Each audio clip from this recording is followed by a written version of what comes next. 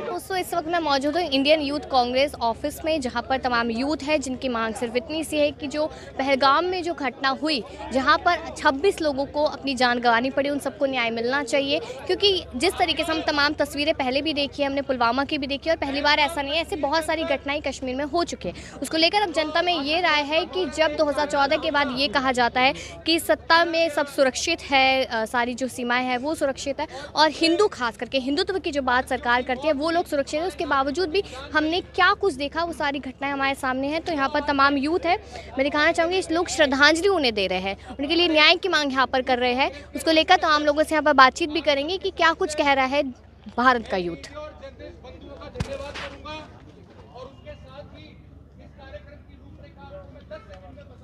काफ़ी सारे यूथ हैं जो यही कह रहे हैं कि हम लोग मैदान में हैं, हम लोग उनको न्याय दिला के रहेंगे, उनकी शहादत के तौर पे देखा जा रहा है सारी चीज़ें।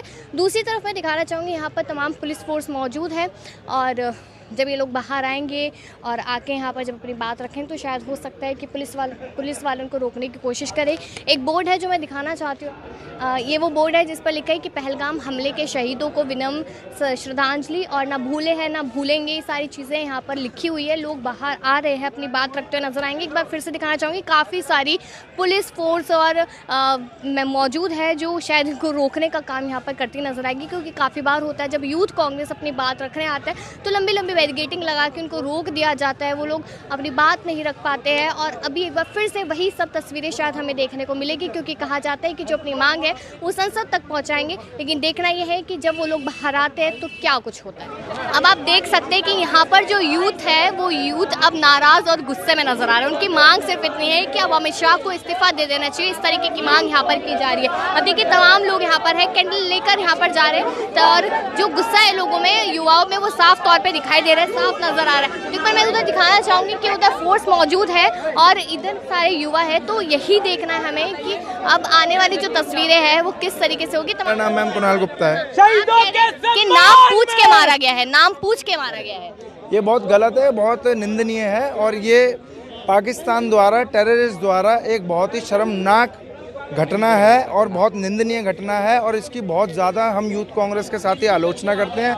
ये नाम पूछ के मारना, और ये नाम पूछना भी चलो एक बार को दूसरी बात है, ये टेररिज्म होना ही नहीं चाहिए। जम्मू कश्मीर एक यूनियन टेरिटरी है जिसकी सेफ्टी जो है वो अमित शाह जी के दायरे में आती है, और अमित शाह जी को इस चीज़ की बहुत ज़्यादा देख रेख करनी चाहिए थी कि जम्मू कश्मीर के अंदर क्या हो रहा है, क्या नहीं हो रहा है। वहाँ पे टेररिस्ट खुले आम एक मैदान के अंदर आते हैं और इतने सारे लोगों को नाम पूछ के कलमा पढ़ा के मारते हैं। ये बहुत ज़्यादा निंदनीय है, शर्मनाक है।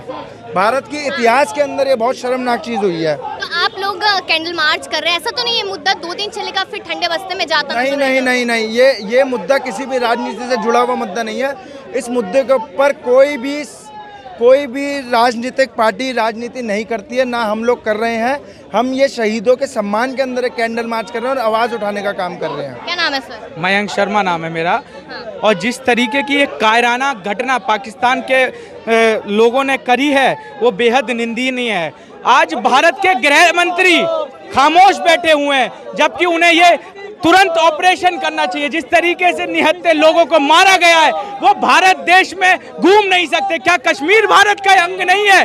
उस भारत के देश में भारत के लोगों को इस तरीके से मारा जाता है और गृह मंत्री और प्रधानमंत्री अब तक एक शब्द नहीं बोलते, वो बेहद निंदनीय है। आपने अभी पूछा था कि ये 2 दिन बाद ठंडा तो नहीं होगा। मैं आपको बता देना चाहता हूँ कि जब तक इस शरीर में जान है, जब तक हम उन लोगों के लिए आवाज उठाएंगे।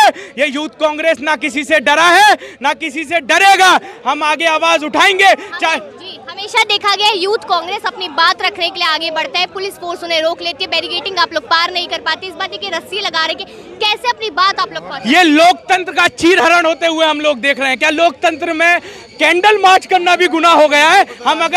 हम अगर आवाज उठाते हैं तो हमको तरह तरह के नाम दे दिए जाते हैं। क्या इस देश में रह रहे लोग जिनको मारा गया है, क्या उनके लिए हम लोग आवाज नहीं उठा सकते? क्या हम इस देश में नहीं जी रहे? ये देश गांधी और गांधी का देश है, गॉडसे और सावरकर का देश नहीं है। इस देश में चाहे तो हमें फांसी पे चढ़ा दो, चाहे हमें जान से मार दो, हम लोग लड़ेंगे, चाहे अंजाम जो भी हो। रॉबर्ट वाड्रा एक बयान देते नजर आते हैं कि देश के मुसलमानों के साथ गलत हो रहा है, इसलिए बाहरी लोग बदला ले रहे हैं उस चीज का। देखिए, इसके बारे में मैंने पढ़ा नहीं है, मैं इसके बारे में कोई भी टिप्पणी नहीं करूंगा।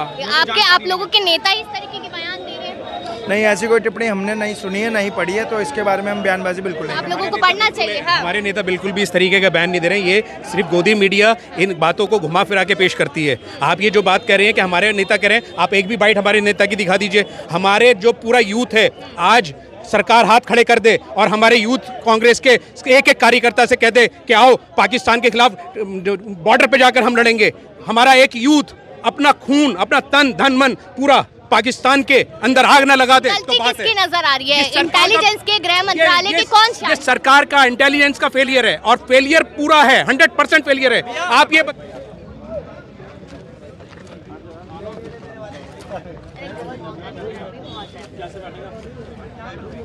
नाम सैयद इमाद है। तो सैयद जी, यहाँ पर मांग की जा रही है कि न्याय मिलना चाहिए लोगों को, और किस तरीके से आप लोग अपनी आवाज़ बुलंद कर रहे हैं? न्याय तो मिलना चाहिए और हर हाल में मिलना चाहिए। जिस तरीके की कायराना हरकत है, मुझे जहाँ तक लग रहा है पहली बार ऐसी हरकत हुई है 35 साल में कि कश्मीर के अंदर जो इतना बड़ा टूरिस्ट पैलेस है, या आप दुनिया का, मुझे जहाँ तक लग रहा है कि हर परिवार कश्मीर जाता होगा घूमने के लिए, इच्छा रखता होगा, और वहाँ जाकर इस तरीके की हरकत हो रही है, और वो भी निहत्ते लोगों को मारा जा रहा है, जो मिलिटेंट्स मार रहे हैं। तो उसका कुछ ना कुछ करना चाहिए और उसका कुछ ना कुछ होगा। और कमी किसकी लग रही है यहाँ पे? किसकी कमी की वजह से ये घटना हुई है? देखिए, जम्मू कश्मीर एक यूटी है, और यूटी के अंदर जितना भी जो डिसीजंस होते हैं वो सारे सेंट्रल लेती है। इसका मतलब अमित शाह जो हमारे होम मिनिस्टर साहब हैं और प्रधानमंत्री मोदी, उनके बिना कुछ नहीं होता।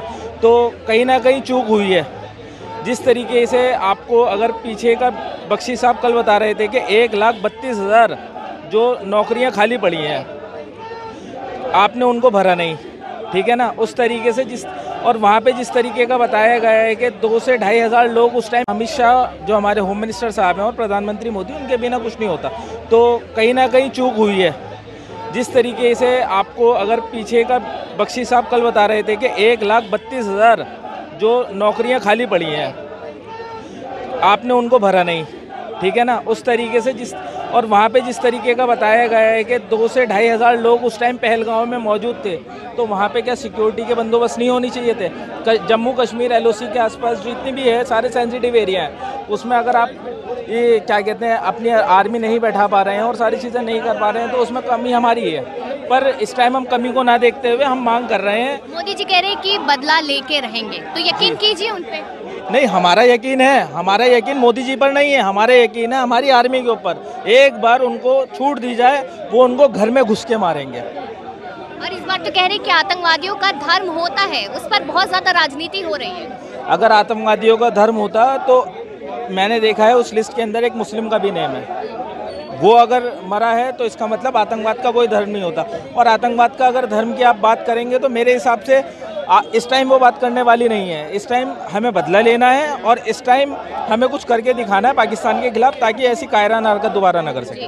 क्या नाम है सर? मेरा नाम संदीप है। कह रहे हैं पाकिस्तान के जो रक्षा मंत्री है वो कह रहे हैं कि हमारी तरफ से कुछ भी नहीं हुआ है। ये तो वही बात हो गई ना कि दो मुही बात वाली होती रहती है कि हमने नहीं करा जी, कोई कांड कर दे हमने नहीं करा। पाकिस्तान तो हमेशा ऐसी बोलता है, वो हमेशा ऐसी बोलेगा। मुझे सिर्फ मोदी से ये दो बात पूछनी है, जब बोलते हैं कश्मीर हमारा है, तो तुम्हारे तो ये सब हो कैसे गया? मोदी जी कहते ना कश्मीर हमारा है, तो कैसे हो गया फिर? ये क्यों हो गया? 370 हटने के बाद नोटबंदी इसलिए की गई थी ताकि आतंकी हमले ना हो। वो कुछ नहीं है, सिर्फ दिखावा एक। अगर 370 हटिए तो फिर आतंकी हमले क्यों हो रहे हैं? पुलवामा पे हमला हुआ, ठीक है, उसके बाद भी हुआ, अब दोबारा हो गया। क्यों हिंदू मर रहे हैं सिर्फ? पाकिस्तान क्यों नहीं मर रहे? ये भी देखो ना, आप क्यों नहीं मरा पाकिस्तान? वहाँ का एक बंदा मरा नहीं मरा। तो हम सिर्फ मोदी से यही, या तो अपना इस्तीफा दे दीजिए या तुरंत कार्रवाई कीजिए इस मुद्दे पे। जहाँ तक हम कह सकते हैं कि जो भी ये शर्मनाक हरकत हुई है बहुत गलत हुआ है, क्योंकि कोई अपना फैमिली बंदा जा रहा है, घूमने जा रहा है, अपना कश्मीर समझ के, अपना समझ के जा रहा है। जब कश्मीर हमारा है, मोदी बोले तुम्हारी कश्मीर हमारा है, तो वो कहाँ कश्मीर हमारा हो गया?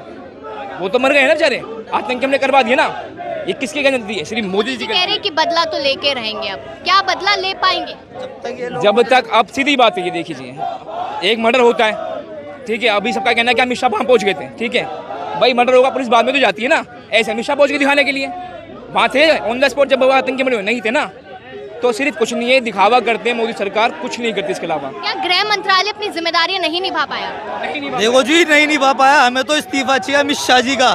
जब तक ये ट्वीट कर दिया इन्होंने, ट्विटर की सरकार कब तक चलेगी? हमें तो इंसाफ चाहिए और ये हम इंसाफ के लिए यहाँ बैठे हैं। इंडियन यूथ कांग्रेस जो अपना काम कर रही है, और जब तक हमें इंसाफ नहीं मिलेगा, जब तक हिंदुस्तान के लोगों को जिनके जो लोग मरे हैं उनके घर वालों को इंसाफ नहीं मिलेगा, जब तक यहाँ पर हम ऐसी प्रदर्शन करते रहेंगे। ऐसा तो नहीं होगा कि 2 दिन तक प्रदर्शन होगा फिर ठंडे बस्ते में मुद्दा जाए? ना, ऐसा कभी इंडियन यूथ कांग्रेस वालों ने करा ही नहीं है। बताइए, ये बात आप उनसे जाके पूछे ना, आप इंसाफ क्यों नहीं दिलवा रहे? आपने जो सिर्फ ट्वीट जो कराया है, ये किसी लिए करा है? अभी तक तो बदला ले लिया जाए, बदला लेना पड़ेगा उन्हें। नहीं लेंगे तो हम ऐसे बैठे रहेंगे। हिंदुस्तान की जनता को आप पागल बना रहे हो। आपकी सरकार है।